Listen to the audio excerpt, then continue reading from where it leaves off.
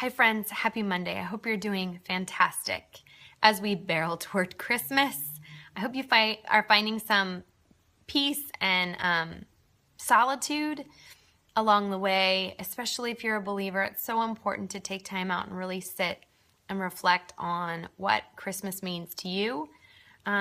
If you're not a believer, that's important too. I just think it's so healthy to sit and take quiet and really reflect. And as we finish up 2016, really celebrate those victories, those big moments in life that happened during this year, and also sit and think about the things you haven't accomplished that you would hope to, and really think through setting priorities for 2017 for things that you want to do and experience and be.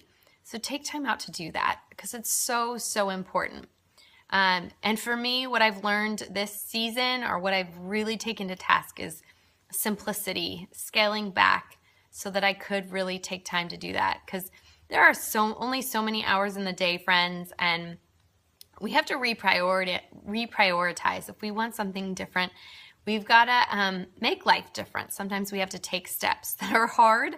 I had to say no to some things that I really wanted to say yes to, but really there's just not enough hours in the day. And there are just some things that I want out of life that require just time and attention, and really goal setting and really making them a priority. So for me, taking time out and having more peace and calm and really reflecting on this year has been important to me. So I had to say no to some things that are good and fun, but to me it was just more important that I set the stage for Christmas, for my family, and really set the stage for the new year. So I wanted to pass that on to you. And I also want to start the conversation on joy. So I'm continuing on this conversation of these markers for Advent that are really universal truths for anyone.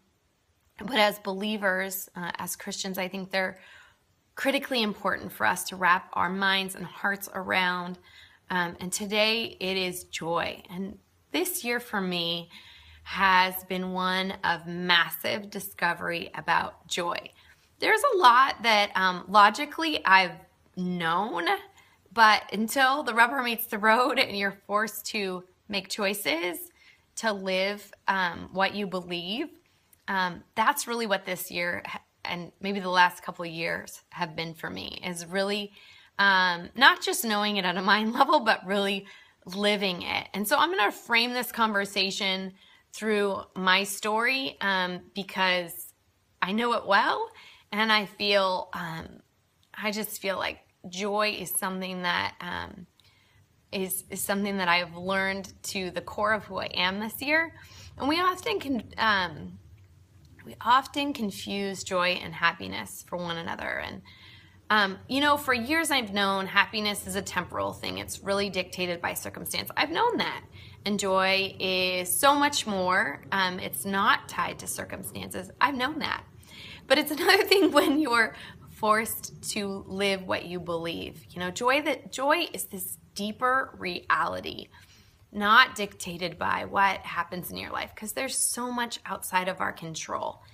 And while I know it's more important to have joy, it's something that I want to equip my children with, because life is going to happen. I don't want them to have their mood be dependent upon their circumstance, because so much is going to get thrown at you, come from left field. And if you're just aiming to live a happy life, you're going to be thrown off kilter. And I want to teach my kids to really be joyful people, to have deep, deep roots that defy circumstance. So in my story, if you've followed my story, we had back-to-back terminal illnesses in my family.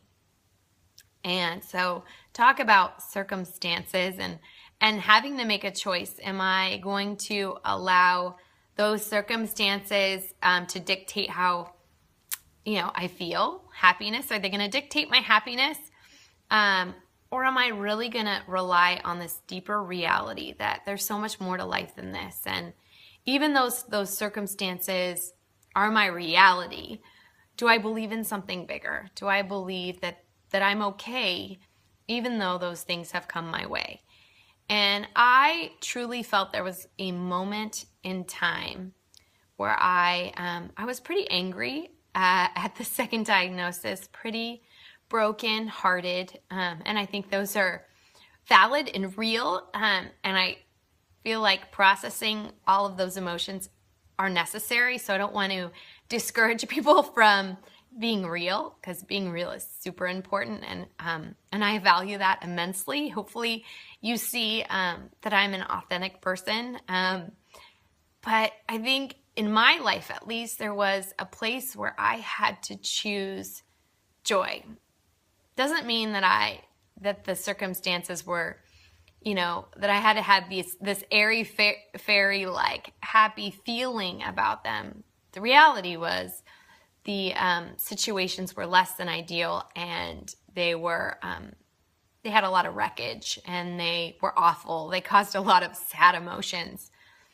But I chose to believe in a deeper reality, that I'd be okay, that God would give me what I needed every moment of every day, and that even though the story was a devastating one, that the story would turn out to be really good, and that I was going to walk in the hope of that there was more than my external circumstances in that season. And so I chose joy, this deeper reality.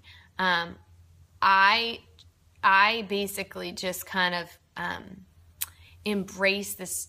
I'm a believer, so my faith is of utmost importance. This deeper reality of how big God is, and that he would carry my family through, that he would give us everything that we needed, and this storyline would not be the end. It may cause some hardship, and we're going to have to endure that, but the reality of who God is always bigger, and that he would teach us, he would mold us, he would make us into who we were created to be, so that we would step into bigger purposes. So all these things I chose to believe. I just chose that wasn't the end of the story, that actually that was the beginning of the story, or a beginning of a new story for me. And so I walked in the hope of that. And I lived out joy. So every time someone would ask me, and it would baffle me, because there were so many days I was so unaware of the audience that I had. So when people would come to me and say, "Oh, you're really inspiring," it would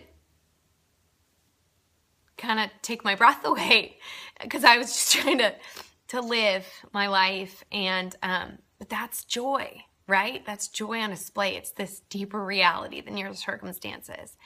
And so when I would hear that anyone would find anything inspiring in my story, or how I was responding to my story, it would move me, because the answer was that was something bigger than I was. That was God just pouring his joy into me and being my strength, and showing me my purpose, and asking me to step out into deeper waters when I really wanted to retreat, and just showing me how strong I could be with him in my life. And so it's been a very transformational journey, to walk through the fire, and to not get burned up, but to actually become stronger, and to fight a bigger cause, and to have more determination on the back end. It's been a really beautiful experience to find this thing called joy in my life. And like I said, it doesn't negate the circumstances and how wretched and heartbreaking walking through those things have been and continue to be in the midst of grief and loss. Those things are real. But there's this saying, the joy of the Lord is my strength. That is so true in my life. So anything you see in my life that is good comes from this, the source of all things. And that's what you see. It's not me, because I was this broken girl laid out on the ground, ready to just be done. But there was kind of this transformational resurrection process that I went through, and to watch my story unfold, and to watch what he's done, how he's woven me into the fabric of other people's lives, is mind-blowing to me. but it's him, not me. So I leave you with that, and I just want to give you this encouragement today. Do not settle for happiness. Do not settle for happiness. Go for joy. There's so many deep, layered things for you to find as you receive joy. And it's a hard process. It's not easy, but you gotta draw near to the Creator. You gotta do that. That's the source of joy. So that's my message to you, is to go after joy. Don't go for happiness. Don't settle. Don't settle for fixing circumstances. Go for joy, and you will find a deeper satisfaction in life than you ever dreamt possible. So that's my heart for you today. Thank you so much for tuning into my Monday Marieson, and I wish you the best. God bless.